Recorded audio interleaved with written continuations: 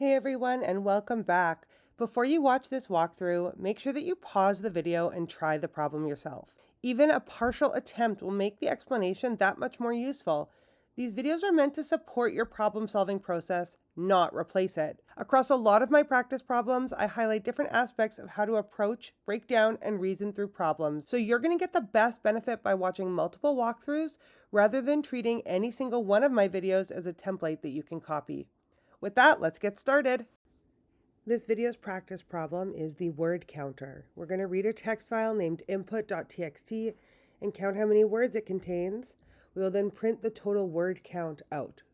We need to be able to handle a FileNotFoundException, and we need to make sure that we understand what a word is going to be for the purposes of this exercise. A word is any individual token separated by one or more spaces. I've got nothing here yet, but we understand that we can just sort of get started. Public class main, and I always save this right away to make sure that we're up and ready to go. Now, I always like to write stuff out in comments first. So, read file input.txt, count number of words, print out number of words. Those are our three main pieces of functionality that we're going to need to do as part of this problem. So each of these pieces of functionality need to be turned into a method. In my previous video, I made a static helper class. That would be totally valid here as well. I'm just choosing not to for today's video. There's more than one right answer here. So the first one is going to read in a file, input.txt. What this should probably do is read in the whole file and perhaps turn the whole file into like a string maybe. So read file, and it can return it after. We'll bring in the file name directly into this method, file name, and we're going to have a string variable, file as string, and we can go ahead and return the file as string at the end of this method. So that's going to be this read file input. We'll go ahead and get the whole file read in, and we're going to take out that read file input.txt. There we go. Even better actually is if I make myself some kind of like variable, so like a final string file input, and I can put input.txt here. That way, regardless of how I sort of organize the rest of my code, I know that I've got this variable, and if I need to change the file name, it just needs to change in one place. So I can read the file like this. There we go. Now, I don't actually have an input.txt file yet, so I'm going to go ahead and create it. I think it's important I show this part because a lot of questions come up with like, where do I get this input file? But the reality is you can make it up yourself. This is an input file. This is a valid input file because it has words. There is nothing wrong with anything here as long as it has some contents. The content can be like a 9 and then 42, and all of those are valid words in this text file. Now, if I do too many, I won't be able to actually count how many words I have here so that I know what I'm expecting to get out. Let me just do input.txt. It should live on the exact same file folder as your .java file. We're going to do that on purpose. All right, I count 49 words in this file. I just did that by literally counting manually. I probably could have started with like maybe a smaller file, so I didn't have to have that concern, but that's okay. I now know I have 49 words in here, so I'm hoping that when I do read this in and reach the end of processing this file, I end up with an answer of 49 words. I'm just going to keep track of that right here so that I don't forget.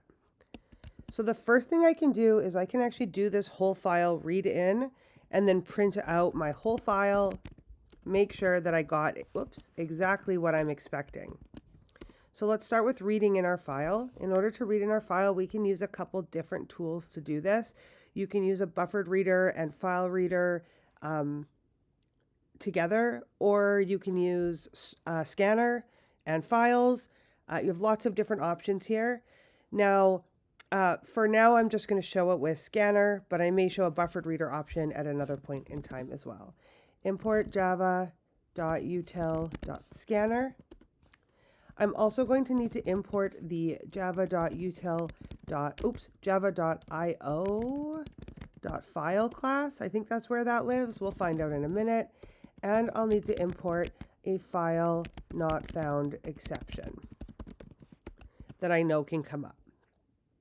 Now, before I go any further, just because I'm not sure if those are the right import statements, I'm going to just go compile my code as it is, just to confirm whether or not I have that correct. Let's go ahead and compile our file. Oh, it compiled, so then none of these are incorrectly named. Good job, me. Okay, let's actually read in our file. So let's try to make this scanner input, and it's going to be based on that file. And the file is the file name. So you'll see we have new file, and we have our new scanner variable here as well. Now, I'm told in the assignment description that I'm going to need to catch the file not found exception, FNFE, and I can go ahead and just print out the stack trace if that error does occur. I could do something more graceful, but for right now, this is going to be sufficient. So this is going to have that new file name, create the file, and then scanner, when scanner attempts to open said file, it might work, which would be great. And if it doesn't, it's going to throw a file not found exception, which we can then catch down here on line 19 and process it on line 20. So now we can say while in dot. Now I think I remember what the correct method is here, but if you can't remember, that's okay, because we can just go to the Oracle documentation to confirm it. Let's head over there now. I'll type in scanner Java Oracle, and this very first link here, Oracle Help Center, is going to be exactly what I need. This is going to list out down here in methods, method summary, all the methods that I have access to. We'll see here, has next can count by tokens, but because I'm going to actually be doing this by reading in an entire line, I need to go find the has next line method, and I can see that if it has another line, this will return true. Now this doesn't actually pull the line out because it returns a Boolean. So let's go make sure we know the name of the method that we need that will actually get us that line. Next gets us a token, meaning a space separated word. That doesn't help me right now. I need the next line. And this will actually take us all the way to the end of a line and then return that line that the scanner just scanned along. Those are the two methods I need, and now I'm ready to do this here. While there is another line, I can go ahead and file as string concatenate on the next line for that string. And that's all there is to that. It will slowly accumulate them all and then return my file as a string. Now I probably should run this and make sure that what reads into hold file here actually is my input.txt. Let's go ahead and recompile, make sure I didn't make any errors, and run it. And what we can see is it gave me exactly correct with one minor caveat. It looks like it got rid of my new line characters here. And that's going to be a huge problem because if it gets rid of my new line characters, these two words just became a single word. So it's a good thing that I printed this out now rather than just trying to code the whole thing up. I may have not caught this error. There are a couple different ways that you can handle this. This is going to be one of the easiest ways. I'm just going to add that space in. I'll recompile and make sure that all my words are there separately. Okay, now all of those words are separate. I don't care that they're not on their own line anymore. That doesn't make a difference for what I'm doing, as long as each token has been sort of maintained as a token.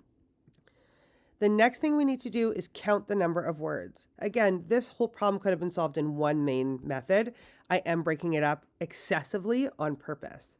So we're going to pass in this whole file, and we're going to count the number of words that exist in there. So let's make another method here, and it should return an int numWords, count words, and we know we need to take in that whole file that we just, had returned. Okay, so I'm just going to minimize, actually I'll just put it right here. public static int count words with a string file. There we go. That's fine. File contents? File contents. Sure. Now, we could go through this line by line. We could go through this actually character by character and find spaces, and on a space increase word count. Right? We could do that. We could go through one word. Here, we'll look down here for a second. We could start here and say that's not a space, not a space, not a space, not a space. Found a space, increase our word count to 1. Not a space, not a space, found a space, increase our word count to 2, and so on and so forth. But we actually have a really handy string method to solve this problem for us. And what that string method actually is called split. Split returns an array of strings based on the word that you want to split on, or rather the regular expression, pardon me, that you want to split on. Now, we understand that we want to split on any number of white spaces, which is this regular expression.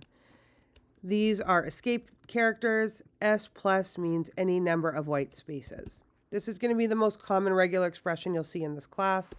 You could do something like this with a single space, but that would only split on single spaces, and if there are more spaces between words, that could be a problem. So knowing this regular expression, meaning any number of white spaces, will be immensely helpful to you. Once we've done that, every single token, every single element in words is going to be a word, which means very simply, we just need to return the number of words that we found. So it's just the length of our array. That's how many words we're going to have. The very last thing we want to do is print out the number of words. This could be its own, this could be its own method, but it will just be one line, so I'll do it here. The number of words in our file is num words. And now we've got this complete. We have to test it and make sure it works, of course. Let's go ahead and compile and run. And we can see that the number of words in our file was indeed 49, just as we expected originally.